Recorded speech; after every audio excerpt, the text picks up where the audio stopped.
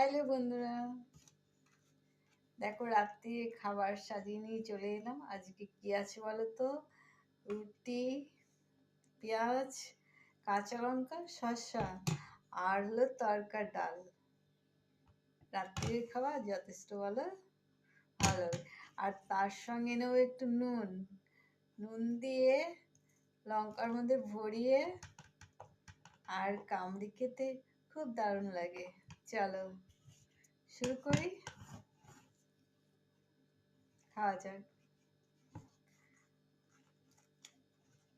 সবসময় আসতে পারি না গো, টাইম হয়ে ওঠে না।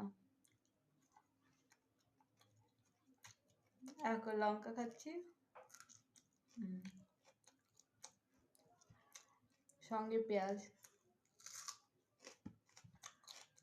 তরকার সাথে পেঁয়াজটা